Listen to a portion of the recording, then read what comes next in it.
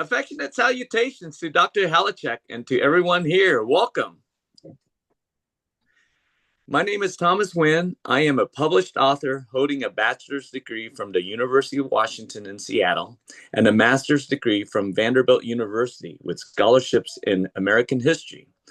I am honored to be here to learn and discuss further the great Thomas Jefferson, the real Thomas Jefferson, who we are so lucky to have as a leader during our great nation's infancy, wisely guiding us to respect and value enlightened concepts such as liberty. What does liberty mean?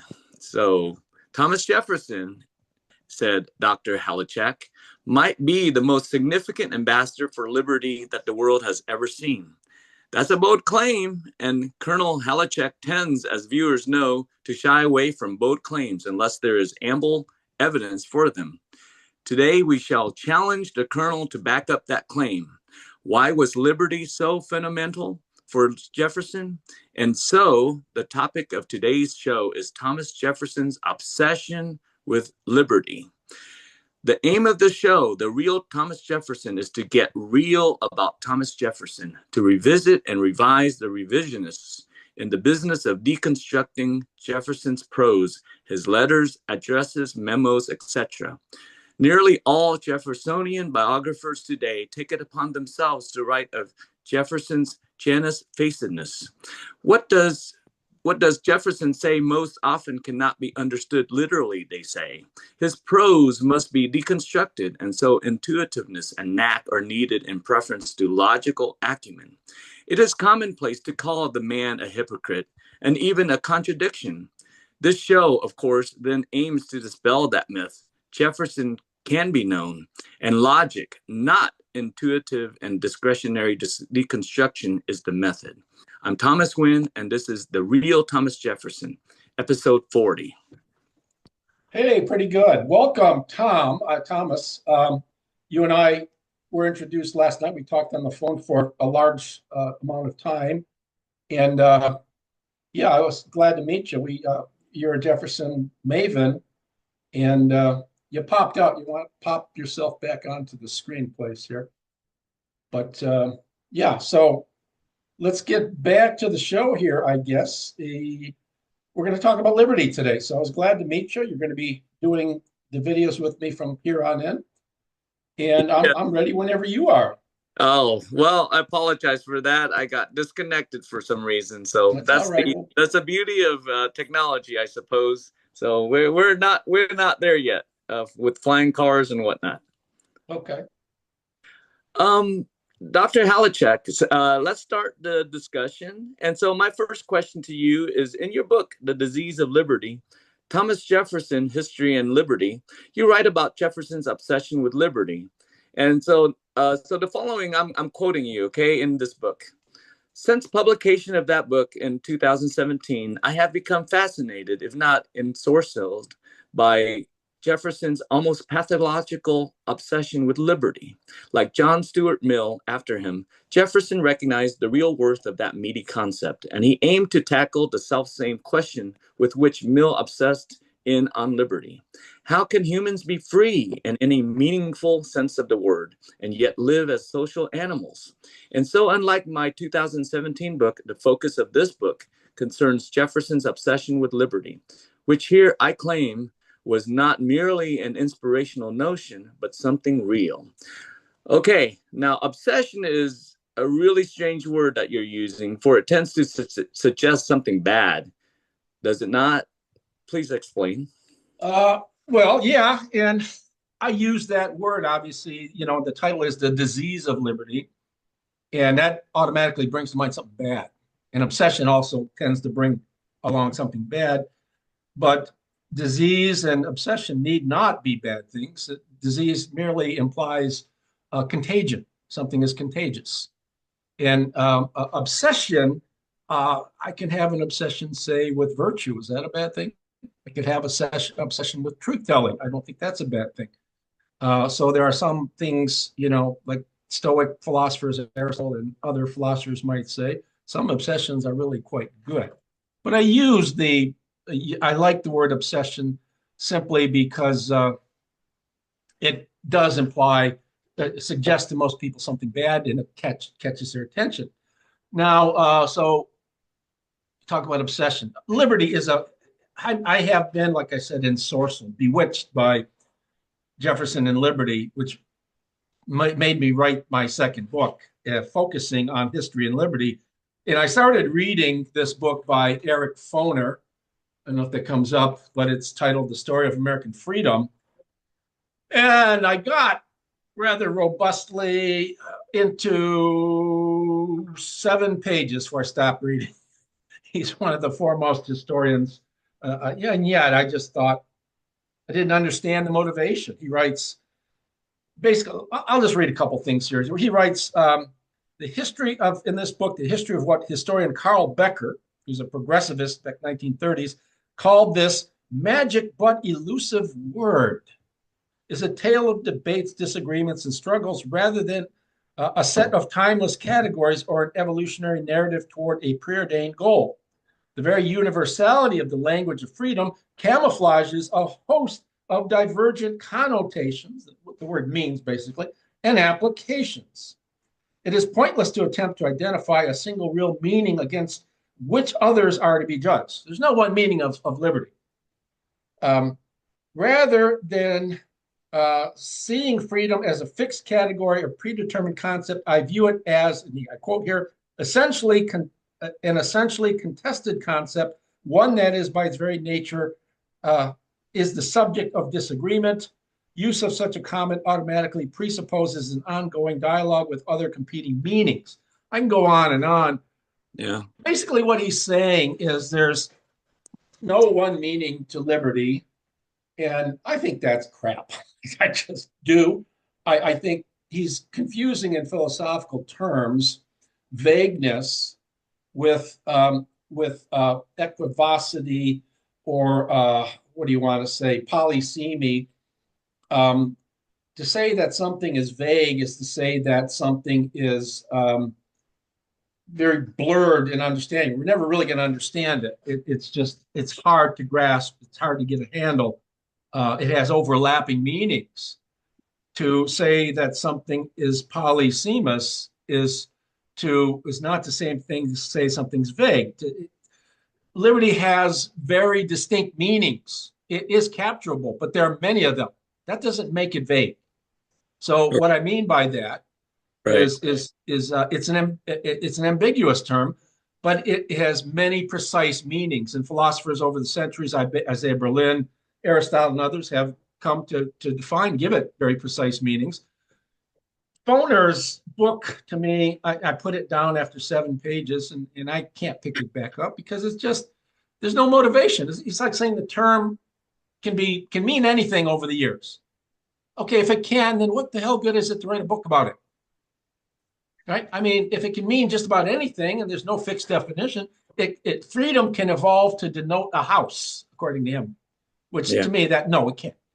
Anyway, so I like the word obsession because, again, and I like disease because it suggests something bad, but it also shows that Jefferson, the essential component for Jefferson with respect to liberty is that it is a concept whose time has come. Humans are by their very nature liberty-loving animals, and the time has come to create, which we'll talk about next time, a government where people can wallow in their liberty. And those are beautiful terms. So I hope that answers your first question. Yes, I can understand obsession for certain things that are beneficial, like liberty, because like liberty. Like you said, human beings need liberty to be happy, and so but it's also fleeting. So you absolutely have to be obsessed at certain points to ensure that liberty is there. And in fact, early in our nation's history, that is absolutely not a guarantee that we have these liberties, like freedom of speech, that Thomas Jefferson ensured with great sacrifice to himself. Yeah. So It's an important concept, and we'll talk about this more next time when we talk about Jefferson's republicanism, but it's also a concept that entails many different responsibilities on behalf of its citizens. This doesn't mean I can do whatever I want to do. That's the chaotic notion. Eleftheria in Greek. Eleftheria, freedom, was a bad thing for Aristotle in that sense, a bad thing for Plato, which why neither of whom thought democracy was such a great thing. But anyways, for Jefferson, it's a concept whose time has come. And I think, as Americans, we'll talk about this later, we take it for granted. It's just a wonderful thing to have, and we take it for granted. All right, ready for question 2. Well, you made another staggering claim, at least to me it's staggering, that liberty for Thomas Jefferson is something real. How can liberty be real? Well, because if Jefferson was obsessed by something that wasn't real, then he was weird.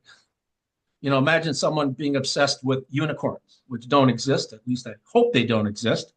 Yeah. I might have seen a few last night while watching a hockey game. But to me, I think it's sort of like what I say in the book. Go back to Aristotle. Aristotle in Greek talked of 4 aiteia, which were causes or becauses or things that, and he thought, let's look at this flea comb here, right? Or my beard groomer, as I call it. I have taken over that and made it a grooming device. Now, Aristotle will talk about the material cause, the matter out of which, there's these steel pieces here, or metal pieces, and plastic. I wish it were wood, but they do have a wooden beard manager. And so that's the material cause. The efficient cause is how it was made. Well, it was put in some sort of, beard grooming factory where they put things together and, they take all the material and they make it.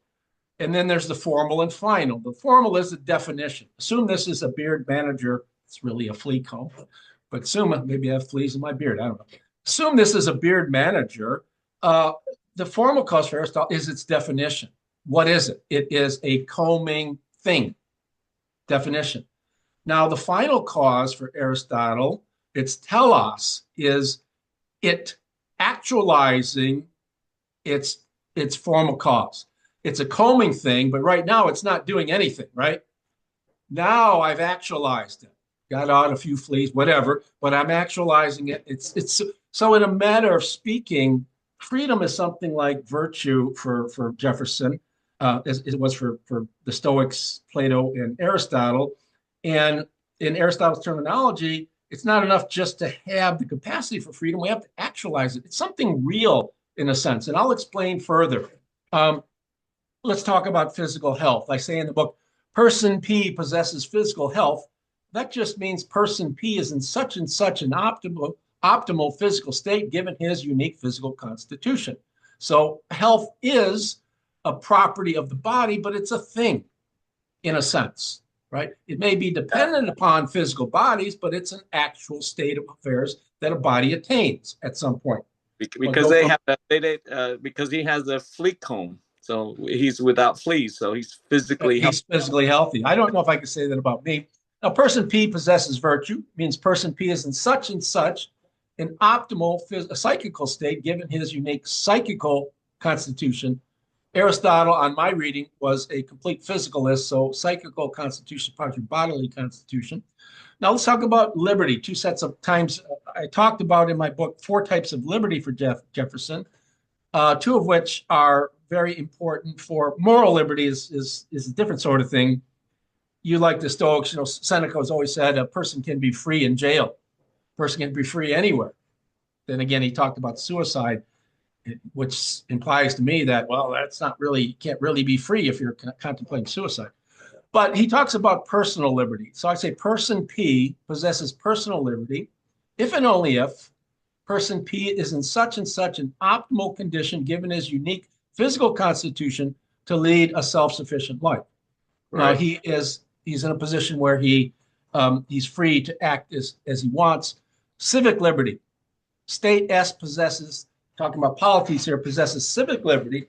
State S is in such and such optimal condition to afford all its members, roughly so, to have personal liberty insofar as circumstances allow. So in a manner of speaking, for Jefferson, we need the function of the state, a smoothly running state, is to have civic liberty, which means the state stays out of people's affairs so people can have personal liberty, right? But as we'll talk about next time, to have civic liberty means you can't just do anything you want to do. You have certain responsibilities toward the state to earn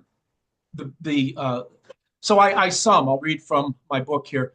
For Jefferson, there was more than that to the story. The aim of Jeffersonian republicanism is to provide a schema of government tailored to circumstances that allows for each citizen equal in rights to have optimal personal freedom for the expression of virtue. That is, to create a political milieu in which all people have the largest possible personal freedom, in which all people are incentivized to act virtuously. People miss that a bit. They don't. Jefferson believed virtue. Civic liberty occurs when a state or society champions basic human rights, such as freedom of religion, freedom of presses, we talked about that, access to basic education, and when it creates avenues for its citizens to act intelligently, honestly, and beneficially, but otherwise refrains from intervention in citizens' affairs. Civic liberty, like a person's physical health, is an ideal to be approximated, yet that does not make it, like health, any less real. So I think if Jefferson were obsessed by liberty and it wasn't something that really could be a part of a person like health, he really does think you can acquire personal liberty in a society and contribute toward that society having something real, civic liberty, when all very platonic stuff. So, and I'll add one other thing. What about numbers? I was always fascinated by mathematical realists who think numbers are real. And people say, numbers be real. People make them up. They're sort of useful fictions for counting. Yeah, that's the debate. Yeah. Yeah. Now imagine going to a spaceship lands on a different planet in a different solar system somehow. And then you interact with other people and they have a numerical system just like ours. Probably. But if they did, you can explain that one of two ways. And if you went to a third, they had a numerical system like ours. You can explain that, well, these people just happen to come up with the same fictions that we did that are very useful.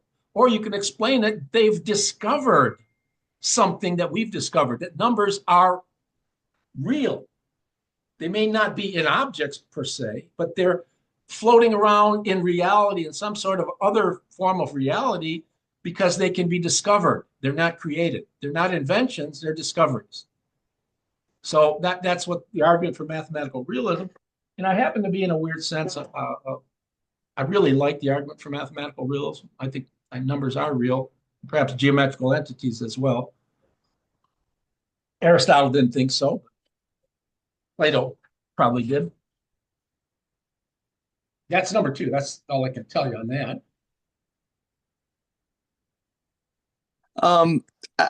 All the things that you've mentioned are it seems very practical and useful, and so absolutely I can see the link on how it could be real. So so it's not pie in the sky ideas, you know. I think so either. So my next question is, if we grant that liberty is a reality of some sort, which I agree with you, and I can see the link, why do you think that Thomas Jefferson was the most significant ambassador for liberty that the world has ever seen? That is another staggering statement. Yeah, it is. And I never say he was the most, he was perhaps. Perhaps. Yes, I say that in the. Oh, sorry, I misquoted. But that's fine. I mean, but still, it might be, you can get rid of the perhaps, and that might just be a true statement. Mm-hmm. I would ask you, show me another person who used a concept who was so wedded. In his final letter, he talks about liberty moving forward when he was asked to go attend the 50th anniversary of of the Declaration of Independence, and he wound up dying on that day, the same day John. He wrote a letter prior to that, said, I can't come, but he talked about how the ball of liberty will keep rolling on. His writings are so infused with the notion of liberty. It was almost like a god for him, that concept. And I think I'll call it that reality. I would invite anybody to show me another person who was so addicted to the concept in Jefferson's day, even in any day. And it just is such a fundamental, such an axiom of any of his Republican thinking, right? That you can't have any kind of government where people thrive. People are not free. They're not personally free and civically, and the government's not civically free. I mean, I can ask, I'll give you a bad answer. The bad answer is show me someone else who really loved liberty more, Jefferson's day or today. Someone might say John Stuart Mill because he wrote a treatise on that called On Liberty. I still don't think so. I think it's a remarkable work, philosophical work. I've taught it on several occasions for 5 chapters in it. And I would argue, I would throw the ball in someone else, show me someone else who used the concept more, who thought about it more, who lived and died for it throughout all of his life. I would, I'm with you, because I would phrase it another way is, who would let the Sedition Act expire? I, just from my, my experience, my family background, world history, who would have left the Sedition Act to expire? So he loves liberty, and yeah, Yeah. we so and of course I am new here to the show, and but because you and I talked last night for over 2 hours on Thomas Jefferson, and much of that discussion centered on liberty. Hence, and that's why we're doing the show on liberty. We were going to do something else. And yeah, you have the same love of liberty that Jefferson absolutely had, and I have the same embrace. So yeah. I thought, let's just do show Yeah. on liberty. So what does civic liberty entail? Well, I've answered that already. We'll say more next time. And, Okay. and I will just say right now, it entails, government staying out of people's affairs, number one. And number two, it entails that that people give back to the government, right? That you can't sit on your butt and ask, what are you going to give me? What are you going to give me? It's sort of like the government's going to, Ronald Reagan, his thing is that very Jefferson-like government does a really good job when people manage their own affairs. Quit asking the governments for such things, and the government won't be so fat. Do things yourself, and people need to vote. They need to participate in judicial affairs, like if it's a jury duty. They need to get involved with their state representatives, senators, representatives. All sorts of things to give back, right? Because it's tit for tat, and things don't work unless you have that. Now I'm going to throw the ball because you can tell us about your background, how you came to America, your embrace of liberty. Just tell us in a few words why you. Yeah. So a synonym for liberty, as we all know, is freedom. And we all heard, and we hear, and we agree, I agree, that freedom isn't free. So continuing on with what you just said, freedom means there is a responsibility, there is some effort, there's a cost, but there, as any financial person would know, you do a cost benefit analysis, and the benefits are so much greater than the cost. And so, no, freedom isn't free, and but the benefits are astronomical. Yes. So the importance of liberty, my family background, I was born in Saigon, Vietnam, in the middle of the war, and our liberties were under fire and being attacked from the north. Essentially, the same people, um, but with two different views. And we wanted nothing to do with communism. My grandfather was killed because of communist policies. He protested and he was killed, and 10,000 other people protested. And not all of them died, of course, but a great many of them did. So over 1 million people migrated during the 1950s to the South to seek refuge from these oppressive.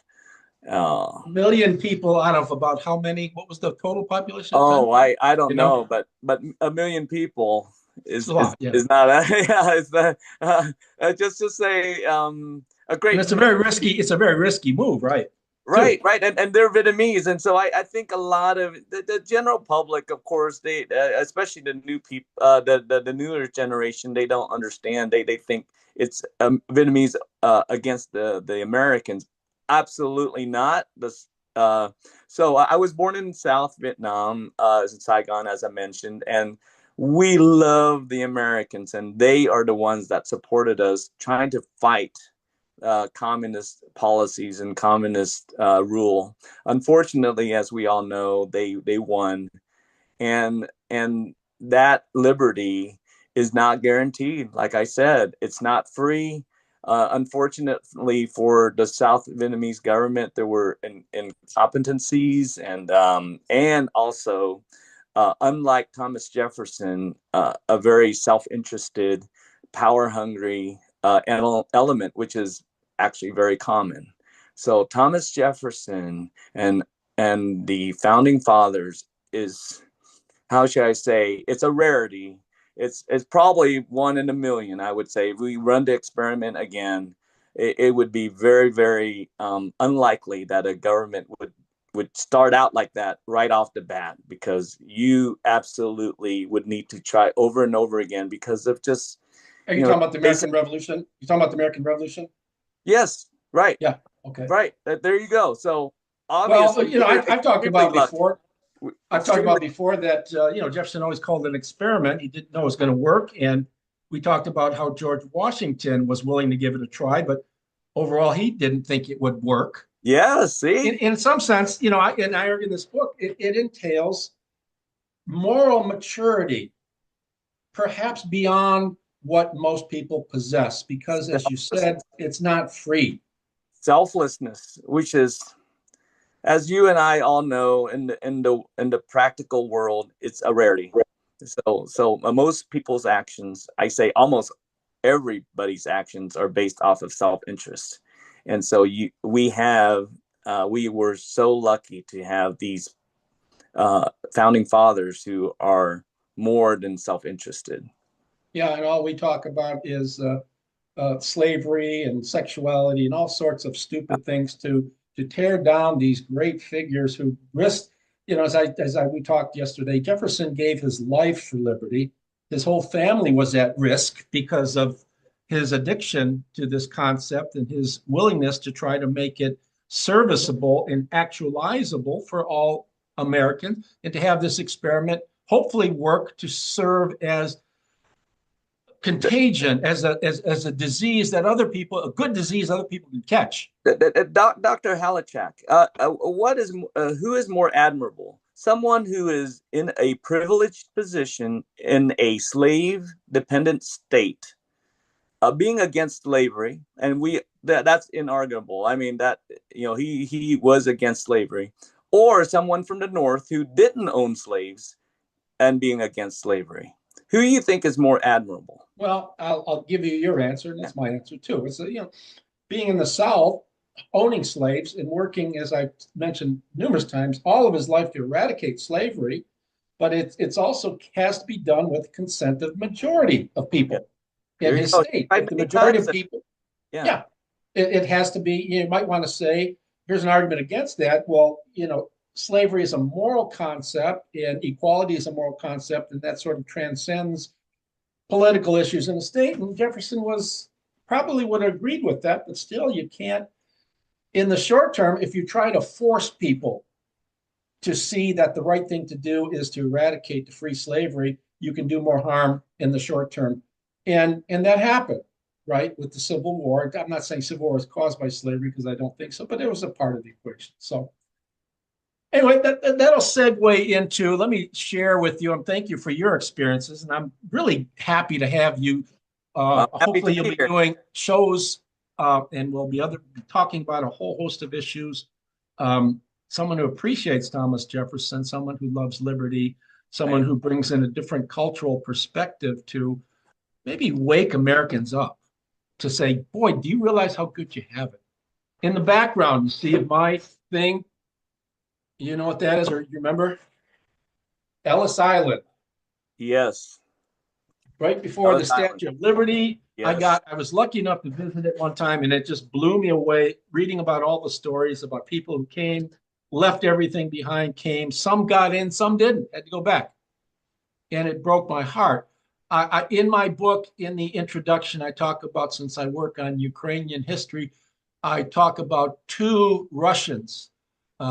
Petro Grigorenko, he was a Soviet general, and Stalin wanted to kill him, so he moved to the United States. When he and his wife came to America, came in, and Ellis Island and Statue of Liberty says, America is a sea of light where night is turned into day. He and his wife, he said, had traveled not just to another country, but to another planet. It's just, I have, and I discussed this yesterday, I described liberty as air. Air is the most precious thing humans can have in some sense. I mean, needed for life. We don't think about it because it's in abundancy, but when it's taken away, people know and people suffer greatly. Look what happens in Russia today. I watch a lot of young people who interview Russians in peasant villages as well as in the cities like Moscow, St. Petersburg, and they talk to them. And a couple of things stand out. Fear. They're afraid to answer questions, even if they hate the present government, Putin. They're afraid to answer, or they agree that everything's great the way it is. There's denial going on. They're not free. They've been so used to, it's called learned helplessness in psychological terms. You've been kicked around so much all your life, you just don't care anymore. You're ready. And they don't have anything to compare with. Yeah, that's right. They've never had pure, fresh oxygen all around them. They've been gasping like an asthmatic person all their lives. So here's Viktor Kravchenko, and he writes in his book, I Chose Freedom. I read both of these biographies. They're very moving. He says, the citizens of a free country, my cat's tail's in the way, have nothing in their personal experience to make my feelings and my behavior credible. The other tragic must seem to them very eccentric. Now, he's talking about the tragedy is life in the USSR at the times, right? And he talks, and I say this in another chapter of the book, he talks to advice that his father gave to him when he was still a boy. His father said, always remain true to the fight for freedom. There is no life without liberty. We are either swine or we are men, and if we are men, we cannot submit to be slaves. Thomas, this goes back to your very eloquent point that freedom has a price with it. And if we paid that price, we suffer a wonderful return tenfold. The return is decupled tenfold. Well said. So, that's all I had. I mean, if you have anything to add before we go, we have 5 minutes left. I will end by asking this. Do you agree that liberty is something real, or is it merely a useful fiction dreamt up by Enlightenment thinkers? So that's for our viewers out there. Read that again. So you're asking the viewers to chime in on this in the discussion, right? Sure. Comment below. But if Dr. Holowchak, if you want to answer that. No, I don't want to answer. I want to hear what the viewers have to say. Exactly. They might think I'm sick here. We're all citizens and we're all created equal, as Thomas Jefferson said. Also, do you agree that Thomas Jefferson was the world's greatest ambassador for liberty? If not, who was? Now, I would be curious to see that answer because it's I can't think of anybody. Well, you'd get some people in the French Revolution, Condorcet, and people like that you can talk about. But Sure. yeah, Okay. I don't know. I'd be really kind of interested in seeing what some of our viewers might say. Maybe there are alternatives about whom I haven't thought. Sure. I can't think of any. I don't even think John Stuart Mill had that obsession with liberty. He just gave us a wonderful treatise. All right, Well, what's going yeah. on next So week? next week, so how was liberty infused in Thomas Jefferson's political or philosophical thinking? We look at Thomas Jefferson's attempts to define republicanism. Now, that's a word that we need to explore a little bit more. So, again, we thank you for your viewership and your participation. Please like and share this video because it helps the algorithm that we show up more, because this is a valuable program to promote this education. Our nation is one of the rarities of the world and world history, and we want to continue that. And Yeah, and we have 3 minutes. I mean, can you close off? I don't know if you want to talk. You shared to me that you came across a new potential website. I know it's not oh finalized. Any thoughts on that, or is it too soon uh to talk about it? well If it's I too soon, it's too soon. I don't know, but I was well excited. I am excited. And of course, uh, uh, depending on your belief in spirituality and the world of the workings of the universe, and so I'm not overly religious, but I feel like there are things that happen. But I do I like to share, and I shared it with Dr. Holowchak yesterday, that I am now the owner of thomasjefferson.com, which is big, and so there's a reason for that, and So so you're going to be working on a web page where we're going yeah, to be you're going to be sharing information, maybe videos like this and other stuff. We'll say more on it in the future. yes, I have to cut out somewhat prematurely because my dog has to go to the bathroom. He has to crap. He jumps in the air yeah. like See, that. That's what he's telling me. So thank you for joining us, Thomas, and I'm glad we'll be seeing you next week and the week after that, hopefully, and okay. working on your webpage. And I think you Thank you for your inviting me. well, I'm excited. I'm really excited to have you, someone who's knowledgeable and interested and wishes to help enlighten people about Jefferson's real legacy, which is the disease of liberty, right? He's my Um, hero. I'll cut out. I'll say, hold it, Jeff. He's named my dog's Jeffy. Um, he also, in a letter to his son-in-law, called the American Revolution the Holy War. I went through all of his writings, putting Holy War in quotes. Is there any other use of it? No, that's the only time he called it a holy war. That term right there made me write this book. Right? He's not a religious person in the usual sense. We call it a holy war. It said to me that liberty is just a holy concept. It's worth losing your life for. I agree. I agree.